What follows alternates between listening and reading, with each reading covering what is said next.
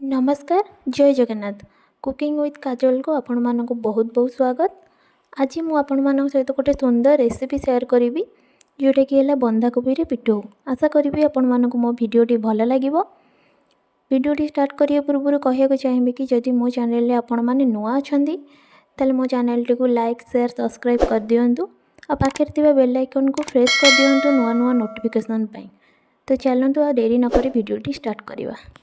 ये आम बंधाकोबी को शाग पर चुन चुन करके काटिया पड़ो जेहेतु आम गोटे पिठो बनवा। तो अध घंटा पूर्व मुझे 2 कप अरुआ चाउल को भिजेकी रखी पानी रे। तो आपको मुझे क्लीन कर देछि। आपको आम गोटे फाइन पेस्ट बनवा। पेस्ट पाई मुझे ग्राइंडर जार रे अरुआ चाउल को दे दूची।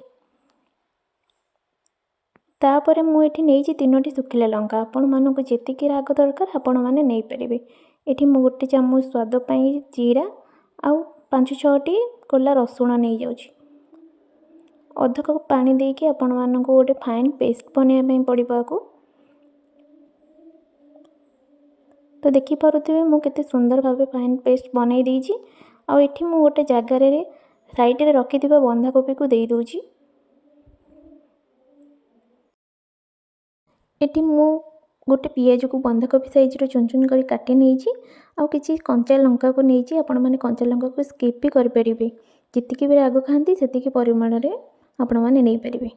तो ये मु पियाज कंचा लंका को दे दूची आ गोटे चामच हल्दी पाउडर और काश्मीर मिर्च पाउडर आम बंधाकोबी कलर टी अति सुंदर आसो। ये चटमट लगे मुझे नहीं चाट मसला गोटे चामच।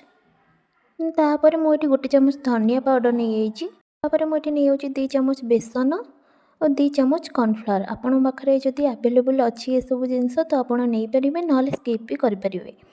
तो ये मुझे रखि चाउल बटा आ स्वाद अनुसार लुण काटिकी रखी मु धनिया पत्र आपको दे दूची जहाँ कि स्वाद आ बास्ना भी बहुत बढ़िया आसो।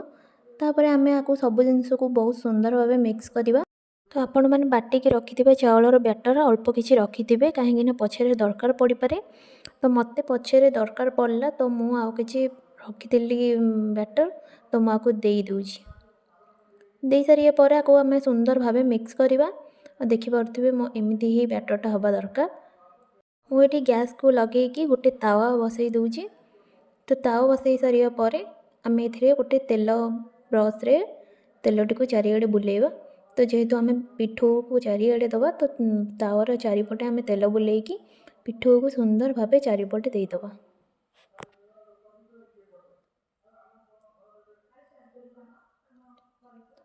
तो पिठोटी सुंदर भाव उठाई तो चारिपटे आमको टिके तेल बुलाई पड़ो जहाँफल कि तावा तले लगे ना पिठोटी सुंदर भाव आमर उठीज। तो देखिपे मो पिठोटी तले लगुनि सुंदर भाव उठी जाऊँ। तार कलर भी आपण मैंने देखिए जानीपे मो पिठोटी केते सुंदर भाव तेल बुलेला पर उठी जाऊँ।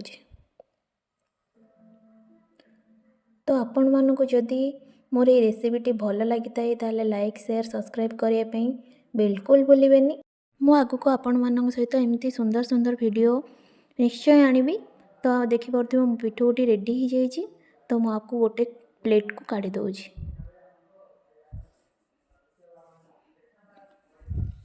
तो गोटी गोटी करी सब पिठो को मु काढ़ी दूची गोटे प्लेट को।